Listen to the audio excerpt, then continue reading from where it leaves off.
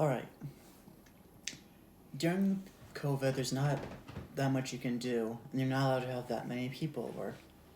This is a simple and easy to pick up two-person game that, despite its reputation, actually isn't really that hard.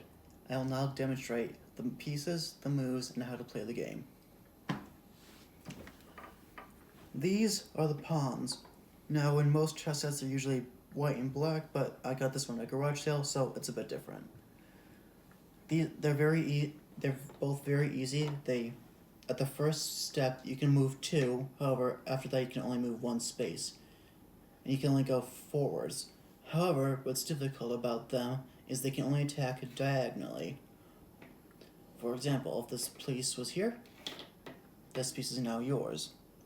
However, if two pawns meet each other in the middle like this, they're both deadlocked and cannot be moved until a different piece comes over and takes one of them out. Next piece I'll demonstrate are these. These are the rooks. These two are my personal favorite.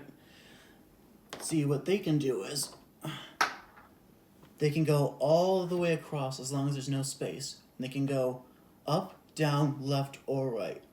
An easy way to remember what they can do is the name rook. It starts with the same word as rhino. Next are the knights, or some people call them the horses.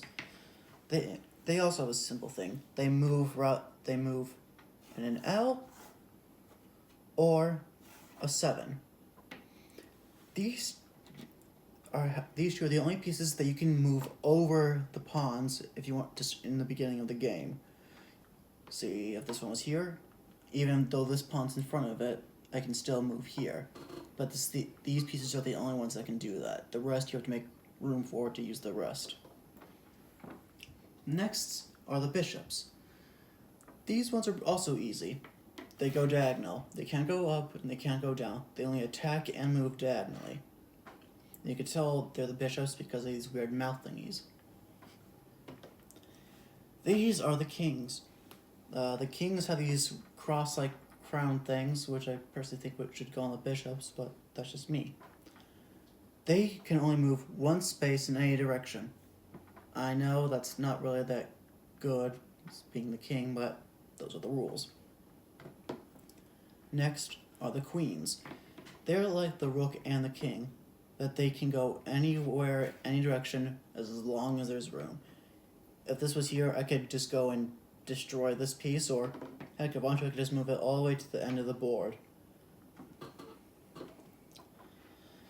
Now, here's the way to set it up.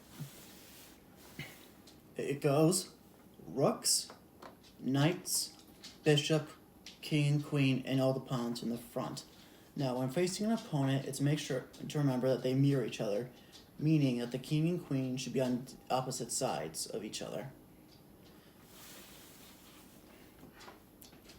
Now, I will do a few moves to show you the mechanics. As I said, a pawn can move up to 2 spaces at a time. Or, if you want to, you can only just move once. Next, the horses can go like this, or like this. I'm going to move this one here. Next is the rook. And like I said, they can go as many spaces in one direction per turn. Next is the bishop. They move across diagonally. That's the only way that they can move or attack. Next is the king. I'm going to move this out of the way just to show you an example. One space. That's all. It can go up, down, left, right, and diagonally. Next is the queen. If this pawn wasn't here, I could go all the way up to here.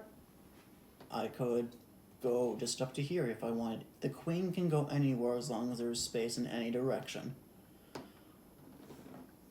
Now, some chess sets are different than others. The one I use uses tan and brown instead of the usual white and black, and are a bit bigger. This is a good set, though it's not traditional, because, well, I'm doing a how-to video, and these are a bit bigger. It's okay hey, if you don't pick it up at first, it does take a couple of tries, so just don't get discouraged. The pieces are easy enough to remember. Next time you want to play, just remember, it's not that hard, and it's easy to pick up. Thank you.